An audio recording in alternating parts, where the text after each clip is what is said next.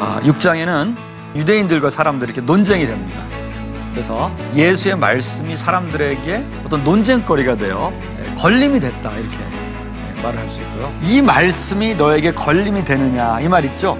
이 걸림이 되다, 이 말이 헬라어로는 스칸달리조라고 합니다. 스칸달리조. 여기에서 영어에 스캔들이 나왔어요. 이 어원에서. 스캔들은 원래 추문이라든지 그런 말이죠. 예수님의 말씀이 사람들에게 스캔들이 되었을까? 그걸 한번 생각을 해보겠습니다. 예수님을 정치 지도자, 군사 지도자, 메시아로 생각을 한 것입니다. 근데 예수님은 그런 분이 아니었기 때문에 넘어진 겁니다. 둘째로 사람들이 걸려 넘어진 것은요, 오병이어에서 그냥 떡과 물고기만 먹는 것으로 그렇게 사람들이 예수님을 생각을 했다는 거예요. 세 번째 걸림이 되는 것은요, 예수님이 하늘에서 내려왔다는 거예요.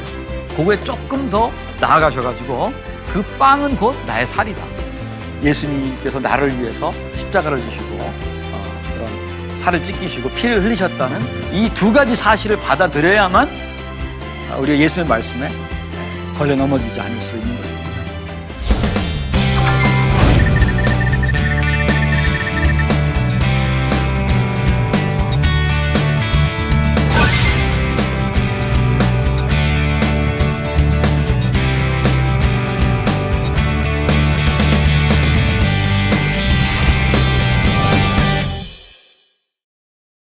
안녕하세요. 평택대학교 신학과 김동수 교수입니다. 우리가 계속 요한복음을 같이 공부하고 있는데요. 지난 시간에는 요한복음 6장을 중심으로 사람들이 왜 예수님의 말씀에 걸려 넘어졌나, 그걸 공부를 해봤습니다. 그거는 자신들이 본래 생각했던 그 메시아하고 예수님이 제시하는 메시아하고 달랐기 때문에 그래요.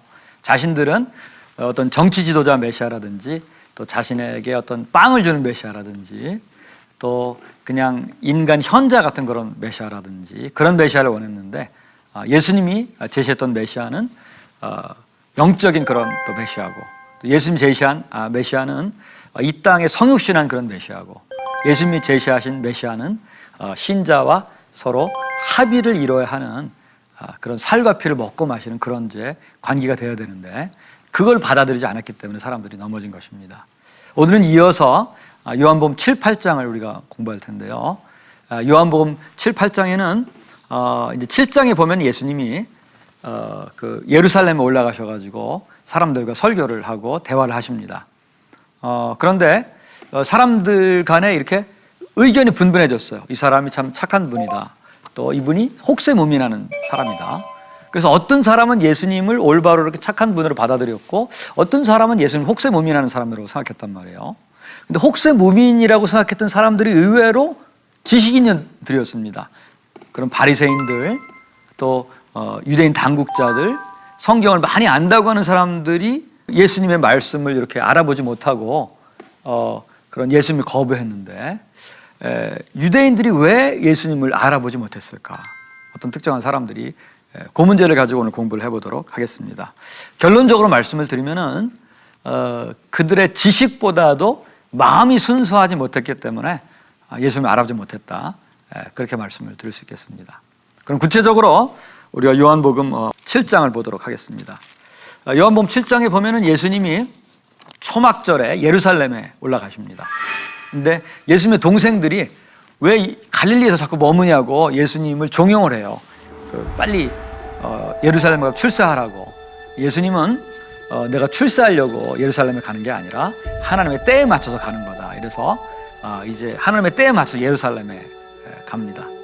그래서 거기에서 이제 여러 말씀을 이렇게 하시는데, 좀 전에 말씀드린 대로 보면은 사람들이 예수님의 행동과 말씀에 대해서 갑론을박이 있었어요. 예수님이 올바른 분이다, 그렇지 않은 분이다. 그러면서 이제 사람들이 예수님이 올바르지 않다고 하는 분들의 그런 이론을 쭉 보면은요, 여러 가지가 있는데, 그 중에 그 첫 번째는 예수님이 안식일 계명을 어겼다는 거예요. 요한복음 5장에 보면 예수님이 38년 된 병자를 안식일 날 고치죠. 또 요한복음 9장에 보면은 예수님이 날 때부터 맹인으로 태어난 사람을 또 안식일 날 이렇게 고칩니다. 그래서 안식을 계명을 어겼기 때문에 하나님의 사자가 아니다, 그렇게 말씀하시는 거고, 그럼 두 번째는 예수는 자신과 하나님을 동등하게 여겨가지고 하나님이 한 분이라고 하는 거, 그런 것을 계명을 어긴 거다, 이렇게 또 생각을 한 것입니다. 그런데 쉐마해 볼 것 같으면 이스라엘아 들으라, 우리 하나님 여호와는 오직 유일하신 하나님이시니, 여호와시니, 이런 말씀이 있단 말이에요. 신명기 6장 4절에. 그래서 하나님과 누군가 동등하게 여긴다는 것은 바로 쉐마를 어긴 거다, 이렇게 생각했습니다. 또 한 가지는요, 예수님과 그 무리는 율법을 알지 못한다, 이런 생각을 했습니다. 왜냐하면 예수님은 어떤 랍비 교육을 받지 않았거든요. 갈릴리에서 자라시면서 그냥 평범한 분으로 자라셨지 어떤 유명한 어떤 랍비 밑에서 교육을 받은 게 아니었습니다. 예를 들면 바울은 가말리엘이라고 하는 유명한 랍비 밑에서 받았기 때문에 너는 인정할 수 있다, 이렇게 볼 수 있는데, 예수님은 공식적으로 율법 교육을 받은 일이 없습니다. 그리고 예수님을 따르는 사람들도 갈릴리 어부라든지 평범한 사람들이었기 때문에 율법을 자세히 아는 것은 아니었습니다. 그래서 이거는 약간 무시하는 투로 말한 겁니다. 이 율법을 알지 못하는 이런 사람들은 하나님의 뜻을 알지 못한다, 이렇게 생각한 거죠. 그 다음에는 또 한 가지 예수님을 인정할 수 없었던 것은 갈릴리에서 무슨 선지자가 나겠느냐, 이런 말씀입니다. 이 말은 갈릴리라고 하는 촌동네에서 무슨 인물이 나겠느냐, 이런 뜻도 될 수가 있는데, 더 구체적으로는 메시아라고 하는 분은요, 구약 성경에 보면은 다윗 왕과 어떤 연관을 가진 분입니다. 그래서 베들레헴이 다윗 왕과 연관된 도시고, 또 예루살렘이 연관된 도시인데, 베들레헴에서 태어나고 베들레헴에서 활동을 해야 되는데 이 사람들은 그걸 몰랐습니다. 나사렛에서 자란 것만 알았기 때문에 나사렛에서는 어떤 메시아적인 인물이 나오는 것은 아니다, 이런 이유를 가지고 예수님은 그렇기 때문에 그가 무슨 말을 하든지 그 신용을 우리가 할 수가 없다, 그런 생각을 했습니다. 예수님은 올바르지 않은 그런 사람이다, 거짓 선지자다, 이렇게 결론을 내렸던 것입니다. 나중에는 예수님에게 뭐라고까지 얘기하냐면요, 요한복음 8장에 보면은 사마리아 사람이다, 이렇게 얘기해요. 예수님이 사마리아 사람이 아니라는 것은 누구나 다 아는 말이거든요. 예수님이 갈릴리 분이라고 하는 것은. 근데 왜 사마리아 사람이라고 하느냐, 일종의 욕입니다. 일종의 욕이고, 그 다음에 예수님을 보고 귀신 들렸다, 그런 말도 하고 있습니다. 엉뚱한 말을 한다, 그런 말을 통해서 예수님은 바로 혹세무민하는 사람이고, 예수님은 거짓 선지자다, 이 사람들이 이런 결론에 이르렀습니다. 반면에 요한복음 저자는 이게 다 잘못 이해한 거다, 예수님을. 그렇게 말하면서 적극적으로 이들이 왜 예수님을 알아보지 못했을까를 또 다른 방식으로 얘기를 하고 있습니다. 그걸 요약적으로 그 말씀을 몇 가지 드리면, 첫째는 이들이 하나님의 뜻을 행할 마음이 없기 때문에 판단을 잘못한 거다, 하나님의 뜻을. 이건 조금 있다가 좀 더 구체적으로 우리가 살펴보겠습니다. 그래서 자기의 사적인 이익을 얻기 위해서 그 관점으로 예수님을 보기 때문에 예수님을 알아보지 못한 거다, 그렇게 얘기하고 있어요. 그래서 7장 18절에 보면은 스스로 말하는 자는 자기의 영광만 구하되 보내신 이의 영광을 구하는 자는 참되니 그 속에 불의가 없느니라. 예수님이 스스로의 영광을 구해서 그 말을 하는 사람이라면 하나님께로부터 온 분이 아닌데 보내신 이의 영광을 구하는 분이라는 거예요. 반면에 예수님을 반대했던 유대인들은 하나님을 섬긴다고 하지만 사실은 스스로의 어떤 사적인 유익을 위해서 예수님을 따라갈지 말지를 결정한다는 것입니다. 그래서 하나님의 뜻을 행할 마음이 없기 때문에 올바르게 판단하지 못하는 거다. 두 번째는 7장 24절에 보면 이런 말씀이 있습니다. 외모로 판단하지 말고 공의롭게 판단하라. 예수님에 대해서 여러 가지 판단할 수 있는 근거가 있는데 그 본질을 봐야 되는데 항상 그냥 외적인 모습만 보고 예수님이 옳고 그런 것을 판단한다는 거예요. 그래서 안식일 날 병자를 고친 것이 정말 하나님이 하실 수 없는 일이냐, 이런 걸 한번 깊이 생각을 해봐야 된다는 것인데, 외모로만 안식일 날 뭘 하는 건 일이기 때문에 그것은 안식일 규정을 어긴 거기 때문에 그런 거짓 선지자다, 이렇게 단순 논리로 얘기를 한다는 것입니다. 겉만 보고. 세 번째는 참 중요한 말씀인데요, 8장 37절에 보면은 이런 말씀이 있습니다. 내 말이 너희 안에 있을 곳이 없으므로 나를 죽이려 하는도다. 이거 굉장히 우리가 의미 있는 그런 말입니다. 예수님의 말씀이 그 속에 거할 곳이 없으므로 예수님을 죽이려고 한다.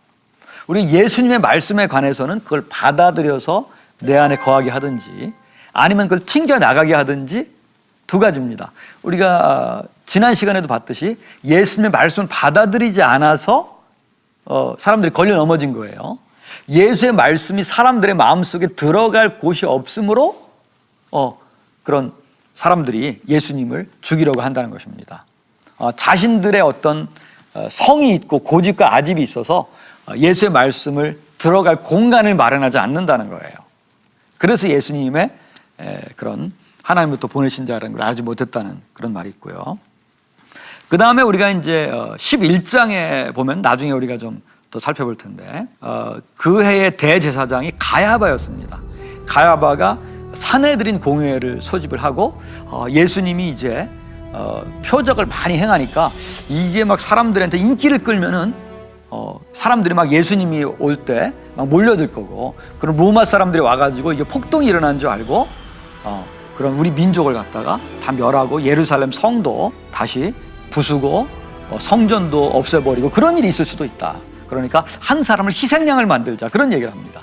곧 정치적인 그 판단 때문에 진리로 판단하지 않고 정치적인 판단 때문에 예수님을 알아보지 못한 거다, 그런 얘기를 하고 있습니다. 요한복음도 12장에 볼 것 같으면 쭉 이제 그동안의 이야기를 정리하면서 이사야서를 인용하면서 사람들의 완악한 마음, 사람들의 고집센 마음, 그런 것 때문에 또 하나님의 영광보다 사람의 영광을 더 취하려는 그런 마음 때문에 이런 예수님이 하나님께로부터 보내심을 받은 자라는 것을 알아보지 못했다, 그렇게 얘기를 하고 있습니다.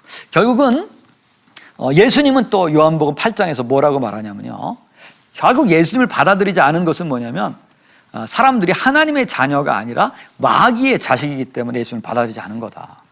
예수님은 이 세상에는 하나님의 그런 피조물로 창조된 자는 하나님과 관계에서 하나님의 자녀가 되든지, 그 자녀가 안 되면 악의 근원이 마귀의 자식이 된다는 거예요. 그래서 하나님께서 보내신 그분을 알아보지 못했고 받아들이지 않았다는 것입니다.